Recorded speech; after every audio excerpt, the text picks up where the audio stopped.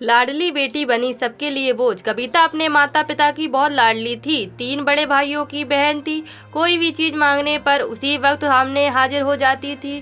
पूरे घर में रौब था उसका। पूरे परिवार और नौकरों पर राजकुमारी की तरह हुक्म चलाती थी।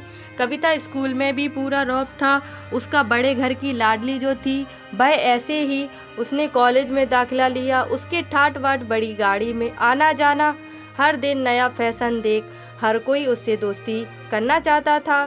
थोड़ी ही दिनों में उसके बहुत से दोस्त बन गए। पूरे कॉलेज में उसकी अपनी एक ही पहचान थी। इन दिनों उसके घर एक रिश्ता आया। खानदानी लोग थे और पापा की पुरानी जान पहचान थी। उनके साथ कविता के साथ कोई जबरदस्ती नहीं थी, पर कविता ने फिर भी हाँ कर दी, क्योंकि वह अपने परिवार से वह जानती थी कि वह लोग उसका अच्छा ही सोचेंगे। लड़के का नाम राज था।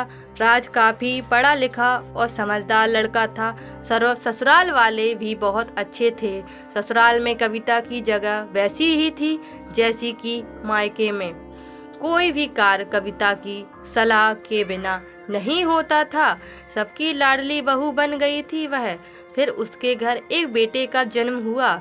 राहुल कविता को जान से प्यारा था।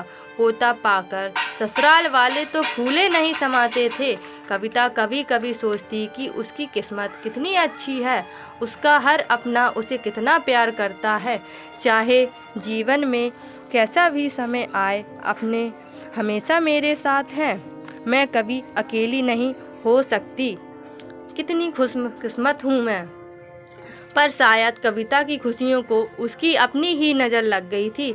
एक दिन वह मायके जाने की जिद कर बैठी। राज को बहुत काम था, लेकिन वह फिर भी उसे ले गया। रास्ते में उनकी गाड़ी अन्य गाड़ी से टकरा गई। कविता, राज और राहुल बहुत बुरी तरह से जख्मी हो गए। काफ़ी दिनों के इलाज के बाद राज और राहुल तो ठीक हो गए, लेकिन कविता पूरी तरह ठीक न हो सकी। सर पर चोट लगने के कारण वह अपनी आंखों की रोशनी खो बैठी।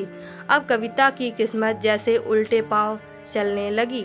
मायके वाले कुछ दिनों तक उसे मिलने आते रहे, फिर कभी कभार फ़ोन ही करके पूछ लेते कि अब कैसी हो। धीरे धीरे ये सिलसिला भी कम हो गया।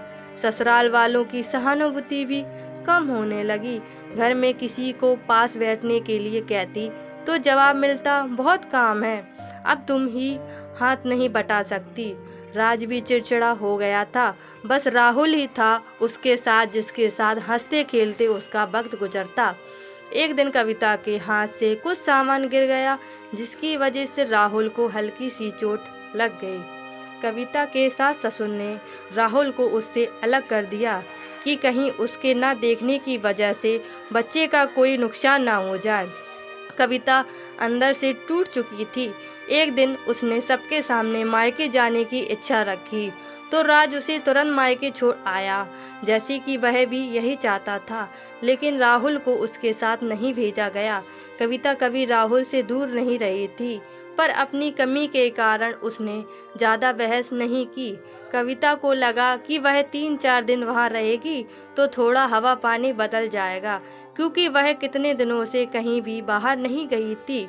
घर वाले भी इतने दिनों के बाद उसे देखकर कितने खुश होंगे। कविता के घर पहुंचने पर सब लोग बहुत खुश हुए। खाने में सब कुछ कविता की पसंद का ही बना था। उसने अपने मम्मी पापा और भाई भाभियों से दिल खोलकर बातें की। उनके छोटे छोटे बच्चे भी बुआ के साथ घुल मिल गए थे। रात को सोने के वक्त जब वह कपड़े बदलने लगी तो उसे पता चला कि उसका बैग तो बहुत भरा हुआ था। वह सब समझ गई। वह बहुत उदास हो गई। कुछ दिनों तक तो सब ठीक रहा, फिर जैसे सब बदलने लगा। सबका व्यवहार बदल रहा था।